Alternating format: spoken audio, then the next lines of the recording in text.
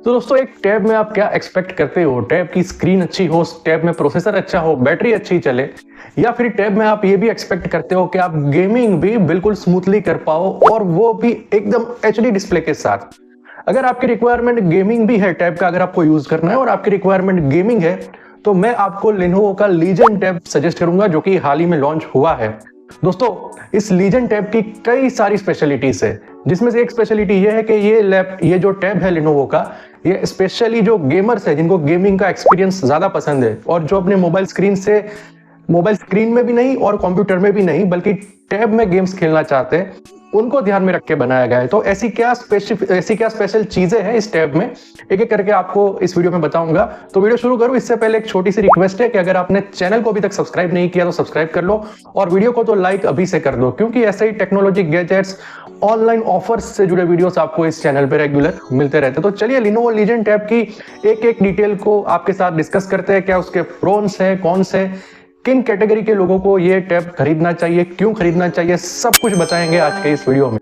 तो दोस्तों किसी भी टैब को खास बनाता है उसका डिस्प्ले, और इस टैब की भी सबसे खास बात है इसका डिस्प्ले। इसमें आपको वैसे डिस्प्ले की साइज है वो 10.11 इंच या 11.11 इंच, ऐसी बड़ी डिस्प्ले तो नहीं है, लेकिन ये इसमें आपको 8.8 इंच का डिस्प्ले मिल रहा है, जो कि यानी कि ऑलमोस्ट आपको 9 इंच का डिस्प्ले इस टैब में मिल रहा है, जो कि यस इतनी बड़ी साइज नहीं, लेकिन डिस्प्ले की जो खास बात है वो ये है कि इस डिस्प्ले को गेमर्स को ध्यान में रख के बनाया गया। लेकिन ऐसा मैं क्यों कह रहा हूं कि इसका जो डिस्प्ले है वो काफी कमाल का है, गेमर्स को ध्यान में रख के बनाया गया है, एक एक करके आपको मैं बताता हूं। नंबर 1, इसका जो रिफ्रेश रेट है डिस्प्ले का वो 144 हर्ट्ज का है, जो कि गेमिंग एक्सपीरियंस के लिए काफी बढ़िया होता है। नंबर 2, इसमें जो डिस्प्ले रखा गया है वो प्योर साइट गेमिंग डिस्प्ले है, यानी कि अगर आप गेमिंग कर रहे हो इस टैब के साथ तो आपके जो गेम के जो ग्राफिक्स है, जो फीचर्स है, जो एनिमेशन है, वो उभर के आपकी आंखों के सामने आएंगे, यानी कि आपको as much as realistic experience कराएंगे। जो भी आप 3D गेम्स वगैरह इस टैब में खेलोगे तो एग्जैक्टली जैसे आप एक गेमिंग कंप्यूटर में जो आपका गेमिंग एक्सपीरियंस रहता है, वही सेम एक्सपीरियंस आपको इस टैब में मिलेगा। तो भाई डिस्प्ले के मामले में तो इस टैब में कोई कमी नहीं है, ये टैब जो है वो काफी परफेक्ट है, स्पेशली गेमर्स के लिए या फिर वो लोग जो कि ग्राफिक डिजाइनिंग वगैरह का काम करते हैं उनके लिए भी। अब दूसरी चीज जो इस टैब को एक खास टैब बनाती है वो है उसका रैम और उसका स्टोरेज। इसमें आपको 12 GB की रैम मिल रही है, जो कि एक टैब में काफी अच्छी बात होती है, 12 GB तक की रैम मिलना। और साथ ही स्टोरेज, जो इनबिल्ट स्टोरेज आपको मिल रहा है वो 256 GB का स्टोरेज, यानी कि 256 GB का स्टोरेज और 12 GB की रैम के साथ आपके हाथ में ये टैब नहीं, एक कंप्यूटर ही मान लो इसको, एक लैपटॉप ही मान लो इसको। तो काफी अमेजिंग फीचर्स है रैम और स्टोरेज के मामले में भी। इसके अलावा अगर आपको 256 GB स्टोरेज भी कम लग रहा है तो आप 1 TB तक इसको एक्सपेंड कर सकते हो अपने मेमोरी कार्ड से। और क्या चाहिए भाई, आप ऑलमोस्ट 1200 सवा 1200 GB का स्टोरेज रख सकते हो अपने टैब में। इट्स एन अमेजिंग थिंग, यानी कि गेमिंग एक्सपीरियंस के लिए जो जो फीचर्स चाहिए वो तो बेसिकली इसमें कवर हो गए। आपका जो लैपटॉप, आपका जो टैब है, उसका डिस्प्ले, उसकी रैम और उसका स्टोरेज। दोस्तों अगर आप गेमिंग ज्यादा करोगे तो जाहिर सी बात है कि आपके जो टैब होगी उसकी बैटरी पे भी इंपैक्ट आएगा। तो एक टैब में एक अच्छी बैटरी का होना बहुत जरूरी है। और इसमें आपको जैसे कि जो लाइट टैब्स होते हैं जिसमें 5000 5500 mAh की बैटरी ही दी जाती है, और वो भी 18 वॉट, 16 वॉट, 15 वॉट के जो स्लो चार्जिंग होते हैं उसके हिसाब से दी जाती है, ऐसा इसमें नहीं दिया गया है। इसमें आपको 6550 यानी कि 6550 mAh की बैटरी मिल रही है और आपको 44 वॉट का फास्ट चार्जिंग सपोर्ट मिल रहा है, यानी कि दिन भर अगर आप गेम भी खेलोगे तो भी आपका टैब जो है वो हार्डली 1 आवर में ऑलमोस्ट चार्ज हो जाएगा, 1 आवर या 1.5 आवर में।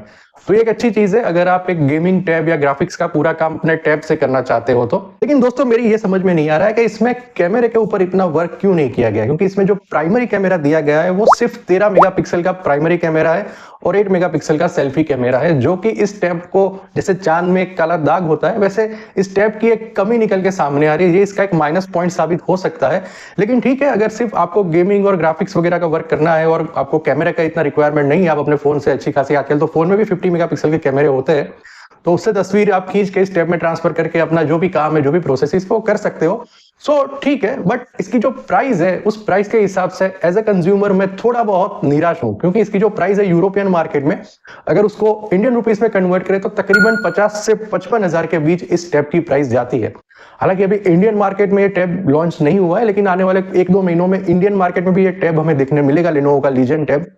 बट क्या कैमरे के साथ जस्टिस होगा या नहीं होगा, ये एक क्वेश्चन मेरे मन में अभी भी घूम रहा है। तो 50 से 55 हजार के बीच में अगर कंपनी एक अच्छा कैमरा दे देती तो कंज्यूमर्स और ज्यादा हैप्पी होते, ऐसा मेरा मानना है।